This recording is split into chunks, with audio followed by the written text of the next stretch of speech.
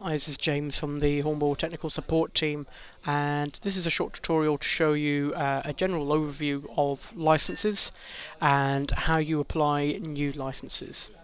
So here I'm on the Supportworks Server configuration. You can get to there through Start All Programs, Supportworks Server, then Supportworks Server configuration.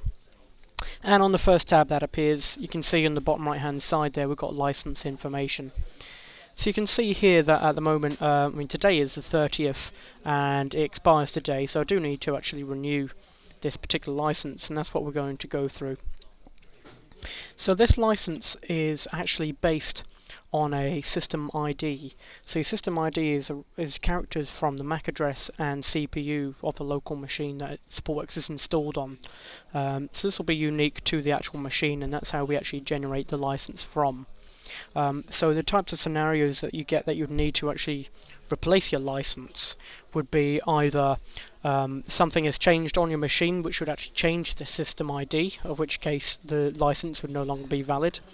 Perhaps your license has actually expired, or maybe your support contract had expired, so you need to renew. If the support has expired and you've tried upgrading, that will stop you from doing so, so you would need to apply then a new license. Other reasons would be if you wanted to include more users on the actual license, or an additional module, that would also require a new license. So those are the main reasons around why you'd need a new license, but let's see what's actually included in the license itself. You can see here it will give you a max users. So what you do need to bear in mind in regards to your license is that users can be concurrent or named. So if I actually go into the managed server license, you'll see here number of users and named users. So this will mean actually that I've got 10 users available to me.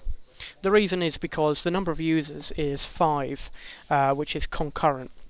So concurrent users will basically be all the licenses sit in a pot and first come first serve basis. So you can grab one, that's one taken up, another person logs in, that's another one, another person logs in, oh there's another one gone, so then obviously that leaves 2 if there's 3 already taken up. Whereas named users is that you can actually assign them to particular people, so they're effectively reserved for them particular people to make sure they log in. So this could be handy for service desk staff, or in particular important staff that need to be able to access Supportworks. There's an option as well on the actual concurrent licenses where you can actually reserve licenses on the client for individual groups. So this will make sure that there's always particular licenses available for them. So in terms of other things which is around the license, what's actually included, so licenses can contain a lot of information, such as, like we've just been through, the amount of users, how many self-service instances that you're allowed. I think usually by default this is 2, but obviously if you've paid for more instances, then that's absolutely fine. Amount of named users, as we've just gone through. Notify users is the messenger. Usually this would match the amount of users that you've got here. So this is your Supportworks messenger in the bottom right hand side here. Shared mailboxes, the amount of shared mailboxes that you've been assigned against your license. So if you do try and create more than 2, this will stop you.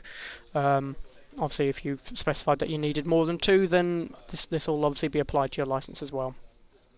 There's also dashboard connections, which is no longer actually part of the license. So the license also comes with particular modules which you can actually subscribe to. So there's things such as satisfaction surveys, operator scripts, VPME. These little sections within here may be greyed out if you do not have them ticked on your client. So if you didn't have access to VPME module, then if you do go to administration and then have a look down the list there, manage VPME, that'll be greyed out if it's not actually part of your license.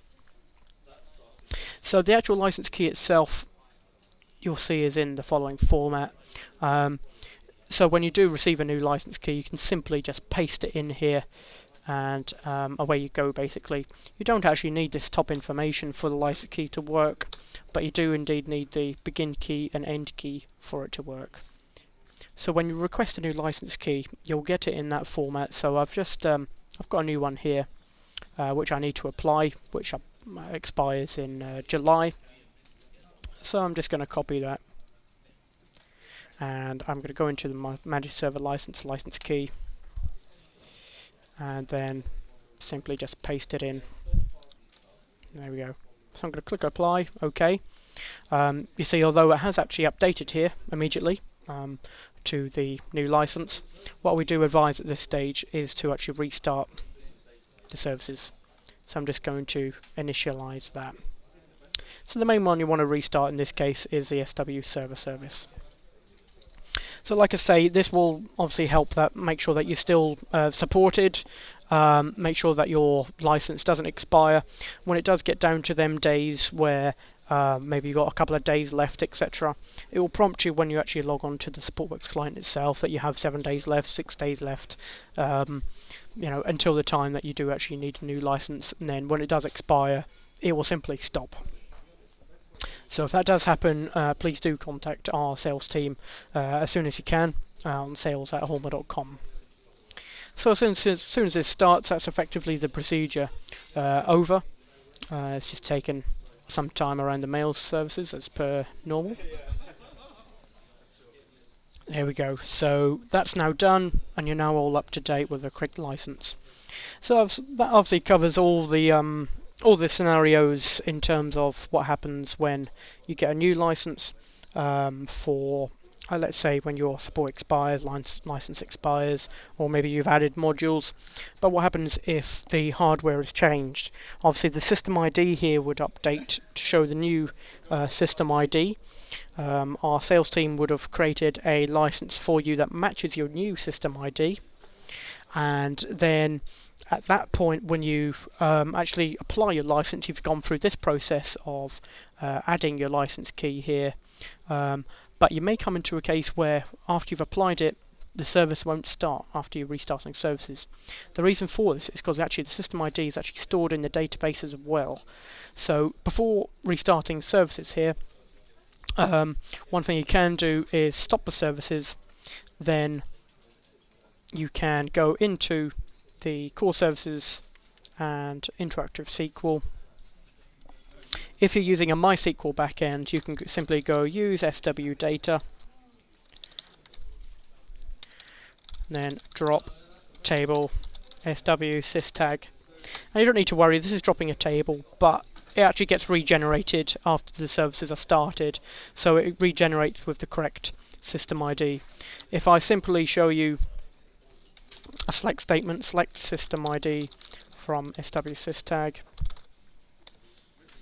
you'll see that it appears with my current system ID. So this is effectively, you could just do an update statement. Indeed, you can do that instead. Also, if you have a Microsoft SQL backend, simply do an update statement on your SQL database to update that particular table and column with the correct system ID, and that will just ensure that services can be started.